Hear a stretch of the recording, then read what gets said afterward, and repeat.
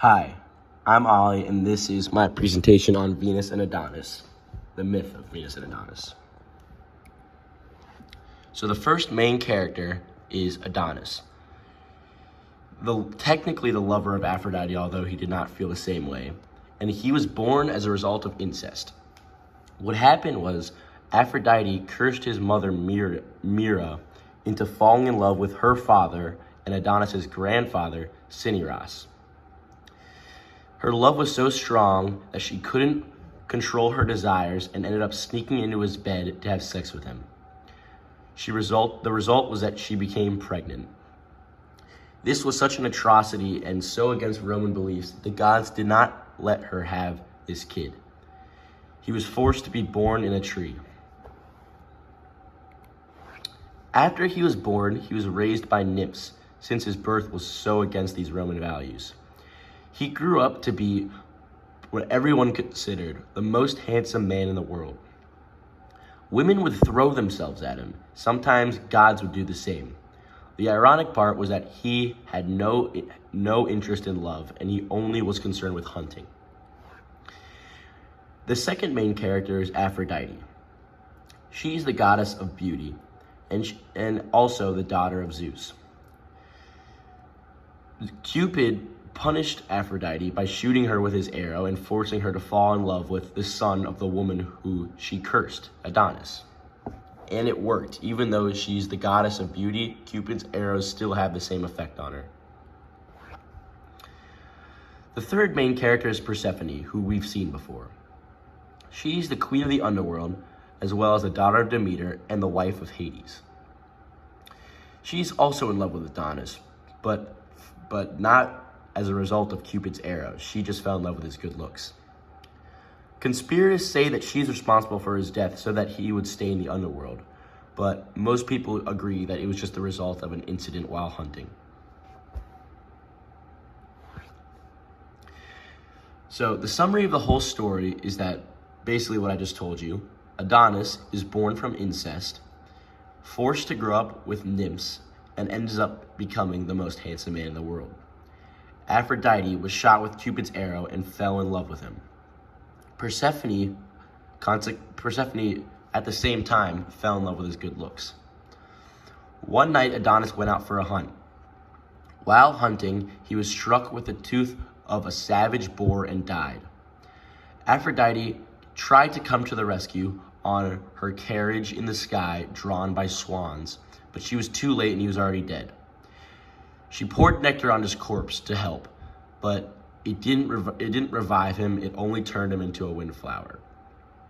She was upset with Persephone because she thought that she just wanted Adonis all for herself in the underworld, because Persephone was known to create miracles like this in the past. But that's not important. The main takeaways which are common in most myths are that both actions have consequences and there's a lot of dramatic irony present. Aphrodite's action of cursing Mira into falling in love with her father resulted in the consequence of her losing a man that she ended up falling in love with, who never felt the same way about her. There's also a lot of dramatic irony, seeing as the most handsome man in the world has no concern with love, and a mere mortal does not feel the same way about the goddess of beauty. I chose the last 30 lines, and what happened in the last 30 lines was that was basically when Adonis died while on the hunt from the tooth of the wild boar, and Aphrodite tried to rescue him, poured nectar on his body, and then turned him into a delicate flower. The reason I chose these lines were that the majority of the story was background, pretty much, explaining how Adonis grew up and how he ended up loving hunting, etc. The last 30 lines contain the main essence of the story. And they also contain the two main takeaways of dramatic irony and actions have consequences, seeing as the death of Adonis is the main consequence. Along with this, they contain the most action, seeing as the rest is mostly build-up, and this is where the main parts of the story happen in Adonis going on that hunt and dying.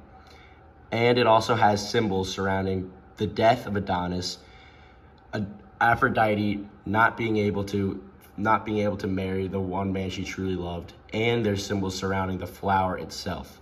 But those are a little too vague and controversial, so I won't go into those. For my creative translation, I chose a poem, and it reads as follows. The goddess of love was angry. She took it out on the daughter. The kid was raised by nymphs, despite still being loved by his father. The kid grew up and was good looking. Aphrodite was shot by Cupid.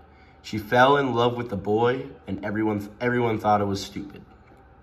The kid did not want love. He only wanted to hunt. The goddess was not alone. Persephone wanted the sun.